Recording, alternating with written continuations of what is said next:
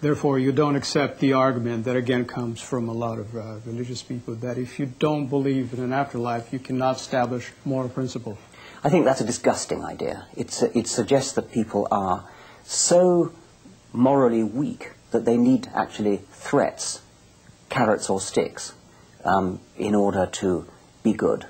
And I think it's a horrible idea that we can't be good for any other reason that we are either seeking reward or afraid of punishment. There may be people like that, but there are so many good brights, which is a new word that's just been coined for non-religious believer.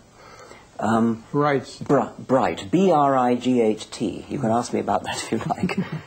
There are so many good non-believers, as well as good believers, that it's clearly nonsense to say that the only reason people are good is that they're frightened of punishment or seeking reward. There are plenty of people who are good for some other reason than that.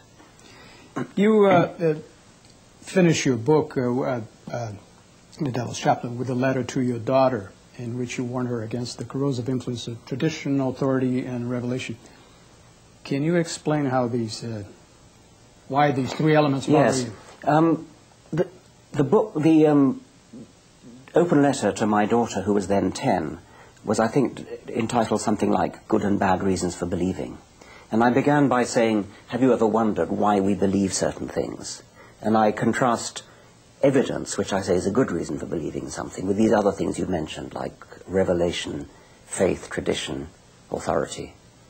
And I go through each of these in turn, explaining what evidence means, then explaining what tradition means, authority, faith, and revelation. And argue that she, as a 10-year-old, it's a bit hard for her to assess everything that she's told. But she could just begin to ask the question, when she's told something, is that the kind of thing which we probably know because of evidence? Or is it the kind of thing which is we probably don't know because of evidence, but which has come to us through tradition, revelation, authority, etc.? So if she's told something like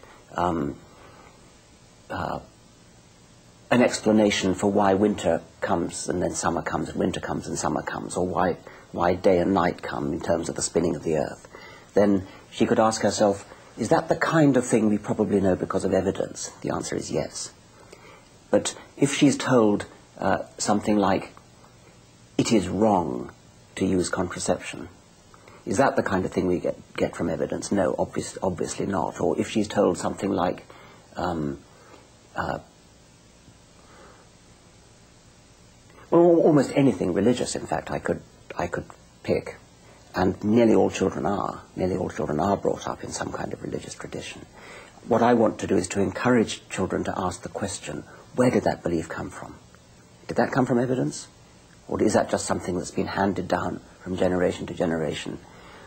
Started from nothing, or started because somebody just simply made it up and handed on because that's the way society is. Society just does work in that way, that parents tend to hand on their beliefs to their children.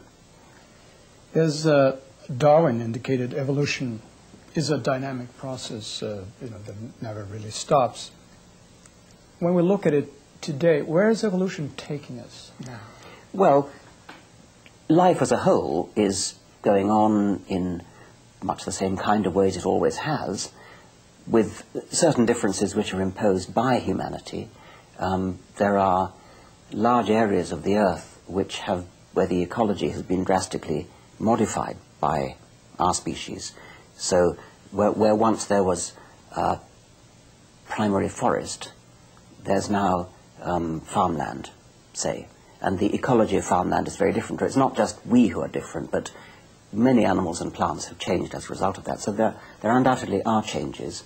And until we go extinct, which presumably we will, most other species have, until we go extinct, we can expect evolution on this planet to be going through a rather strange blip at the moment. But it's fundamentally the same process. It's just that it's happening in a rather strange way temporarily because of us. Some species will survive, some will disappear.